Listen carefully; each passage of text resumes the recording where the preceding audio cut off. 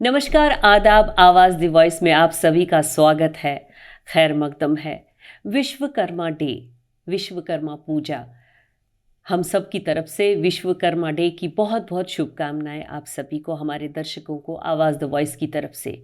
आज हमारे स्टूडियो में है हमारे ख़ास मेहमान नवदीप राजा जी, जो हमें बताएंगे कि विश्वकर्मा डे जो है इसकी पूजा कैसे होती है, क्यों मनाया जाता है ये दिन। सबसे पहले तो हम उनका स्वागत करते हैं। स्वागत है आपका नवदीप जी हमारे स्टूडियो में। हमें ये जानकारी दीजिए कि विश्वकर्मा डे आजकल का जो मॉडर्न ये दुनिया है, आजकल इसकी पूजा कैसे होती है। साल में एक बार होती है, 2 बार होती है, क्यों होती है और ये क्या खास है पूजा। विश्वकर्मा जयंती के दिन विश्वकर्मा जी की पूजा की जाती है। और विश्वकर्मा जी चूँकि देव शिल्पी हैं जी और देवताओं के इंजीनियर बोल सकते हो आप। जी इन्होंने जी सारे ही अस्त्र शस्त्र और जितने भी चीज़ें बनी गई उस टाइम में, वो सारा इन्होंने ही निर्माण किया है। तो इसलिए इनकी पूजन अच्छा माना गया है।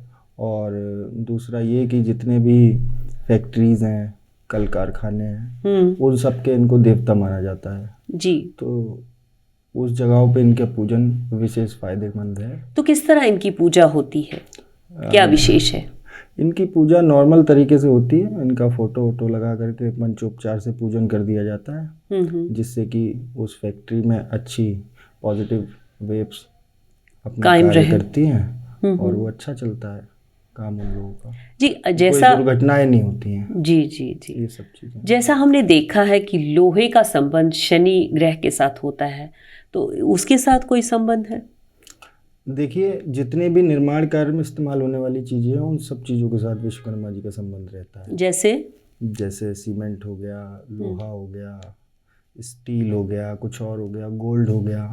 अच्छा। जितनी भी चीज़ें जुड़ी हुई है निर्माण से जी, जिसको आप कोई ना कोई रूप दे सकते हो, तो विश्वकर्मा जी के उसमें ही आता तो है। आपने बहुत अच्छा शब्द यूज़ किया कि इंजीनियर, एक तरह के इंजीनियर। हमने देखा है कि लंका, द्वारिका, सब निर्माण इनकी वजह से ही हुआ। जी जी, क्योंकि ये सिर्फ इंजीनियर क्या, ये ऑलराउंडर बोला जाएगा इनको। जी, क्योंकि इन्होंने अस्त्रों की भी रचना की, बिल्डिंग्स की भी रचना की, पूरे पूरे उस टाइम में नगर बनाए। यहाँ तक कि पृथ्वी पे जितनी भी चीज़ें बनाई गई हैं वो सब इन्हीं के माध्यम से ही बनी हैं वो। तो उस टाइम के सर्वोच्च शिल्पकार इन्हीं को कहा गया है। बहुत खूबसूरत। नवदीप जी, हम जैसा जानेंगे कि जो आजकल की दुनिया है, कंप्यूटराइज्ड है, आजकल सब कुछ है, तो आजकल की दुनिया में लोग विश्वास करते हैं। अब भी जैसा हमने देखा है कि घर में अगर चाकू हो या इस तरह की चीज़ें तो होती ही होती है। एक तो हमें ये बताया कि घरों में जो वास्तु के हिसाब से शस्त्र कहाँ पे रखना चाहिए, क्यों रखना चाहिए, तो इसका सही इस्तेमाल कैसे हो ताकि इन शस्त्रों की पॉजिटिविटी अपने घर पे अच्छी रहे। देखिए, अगर गलत दिशा में शस्त्र रखे जाते हैं तो उसका बहुत नुकसान रहता है। घर में जैसे कलेश बने रहना, बीमारियां रहना, ये सारी चीज़ें रहना। तो उनकी अलग अलग चीज़ों की अलग अलग पर्टिकुलर एक दिशा है, उस दिशा में वो चीज़ें रखे जाएं तब उनका लाभ रहता है। जैसे किचन है, किचन लोग कहीं भी बना लेते हैं, लेकिन आग्नेय कोण में किचन बनेगा तो उसका अच्छा लाभ मिलेगा, क्योंकि वो अग्नि से जुड़ी हुई चीज़ें वहाँ पर रहती हैं, तो उसके उसी कोण में उसको रहना अच्छा है। मंदिर है, मंदिर ईशान कोण में ही रहना अच्छा है, ठीक है ना। तो उसके हिसाब से सब चीज़ों की अपनी अपनी एक दिशा है। उस दिशा से हट के अगर कोई चीज़ रखी जाती है, इवन कलर भी अगर कोई आप उस दिशा के विरुद्ध कर देते हो तो फिर आपको वहाँ परेशानी पैदा होती है। तो हम शस्त्रों की ही बात करें कि जैसे आजकल फैशन है इस तरह की चीज़ ही, कोई घर में तीर रखता है, कोई घर में कुछ, कोई भी चीज़ जो शस्त्र हमने कहा कि वो रखते हैं किसी भी चीज़ के सजावट के तौर पे, तो कहाँ कौन सी दिशा हमारे दर्शकों को बताइए कि ऐसी है कि वहाँ पे रखा जाए। उसको जितनी भी तीव्र दिशाएं हैं, जैसे आग्नेय कोण में लगा सकते हैं उसको आप। अच्छा, जितनी भी फास्ट। हाँ, फास्ट नहीं, तामस भरी चीज़ें जो होती हैं, अच्छा, जहाँ तामसिक गुण वाली जो दिशाएं हैं, उस दिशा में उसको आप रख सकते हो। वैसे हर व्यक्ति ईस्ट के हिसाब वेस्ट से नॉर्थ अलग साउथ अलग में है। बताइए कहाँ। हर व्यक्ति के हिसाब से अलग अलग है, उसमें आप आग्नेय कोण में रख सकते हो, ठीक है ना। अग्निकोण ही मेन है। तो इसका क्या नेगेटिव इफेक्ट हिसाब से क्या लगता है कि इस देवता की पूजा करने से क्या क्या अच्छे अच्छे इफेक्ट आते हैं। इनकी पूजा करने से विशेष ये है कि दुर्घटना से व्यक्ति बचता है। अच्छा। जो भी कल कारखाने हैं उसमें कोई दुर्घटना ना हो, क्योंकि ये उस क्षेत्र के देवता हैं, तो इनकी कृपा के बिना चीज़ें असंभव हैं।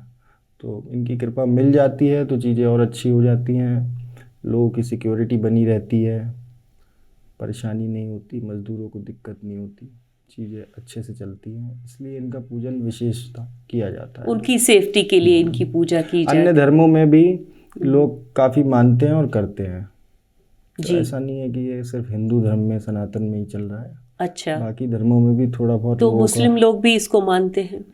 मैं मुस्लिम तो नहीं कह सकता, लेकिन हाँ अन्य धर्मों में भी किसी ना किसी रूप में इनका पूजन होता है किसी ना किसी तरीके कैसे करते हैं वो पूजा? जो उनकी पद्धति है अपनी, अच्छा, वैसे ही अपने चलता हिसाब है। से। हाँ, जो उनकी पद्धति है, जो उनकी श्रद्धा है। जी। कोई बोला कि भाई इस पे न्याज करनी है, फला दिन ऐसा कर देना है, तो वो व्यक्ति उस तरीके से करता है। अच्छा, उसी दिन ऐसा नियाज करना है, उसको भंडारे को बांटना है? हाँ, बस कुर्बानी। अच्छा, तो अपने अपने हिसाब से अपनी मन की जो है उनकी जी मुराद, जी, उस हिसाब सबकी से अपनी श्रद्धा है, श्रद्धा है, सबका भावना अपना है। वो है। जी। तो जैसा मैं दोबारा पूछूंगी कि शनि का लोहे के साथ संबंध है, उस जी। बारे में आप कुछ बताएंगे? शनि का लोहे से संबंध है, शनि का सोने से भी संबंध है, दो धातु से शनि का संबंध है। और मतलब वैसे तो हर धातु का हर ग्रह से अपना संबंध है, जैसे सूर्य का तांबे से संबंध रहता है, तो ऐसे ही शनि का लोहे से संबंध है। शनि अगर किसी की जन्म कुंडली में अच्छा है तब उसको लोहे की चीज़ें सूट करेंगी, लोहे का व्यापार सूट करेगा। अच्छा तरक्की होगी उसकी। और अगर अच्छा नहीं है तो फिर वो चीज़ें खराब भी हो सकती हैं। अच्छा, तो लॉस में पड़ जाएगा वो। हाँ। तो लोहे का और किस चीज़ के साथ संबंध है? आप जेम्स का बहुत देखते हैं, जेम्स के बारे में आपको बहुत नॉलेज है। लोहा और जेम, जैसे आपने कहा कि उसका शनि खराब है तो लोहे के साथ उसको नहीं करना चाहिए, अगर अच्छा है तो ज़्यादा लोहे का। तो जेम्स के हिसाब से क्या करना चाहिए, क्या पहनना चाहिए देखिए, जो मैच हो जाए? हमारा मानना ये है, जो ग्रह अगर आपकी कुंडली में अच्छा नहीं है, आपके लिए फ़ायदेमंद नहीं है, तो हम उसका कोई रत्न धारण करने को नहीं बोलते हैं।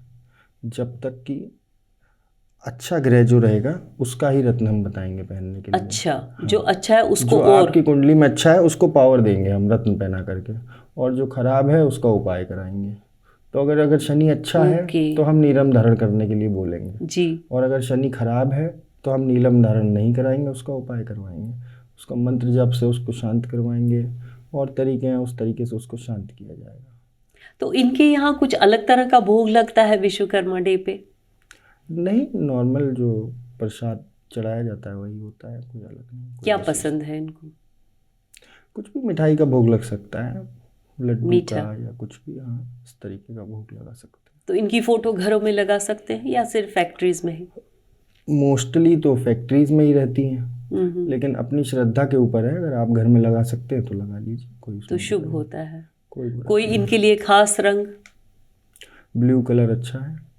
अच्छा, ब्लू, डार्क ब्लू या light? Normal blue colour. Normal blue colour. तो नवदीप जी, आपने इतनी जानकारी दी, दिशा के हिसाब से भी अपने शस्त्रों को घरों में कैसे रखना चाहिए, किस कोण में रखना चाहिए। बहुत बहुत शुक्रिया आपका, बहुत बहुत शुक्रिया, धन्यवाद।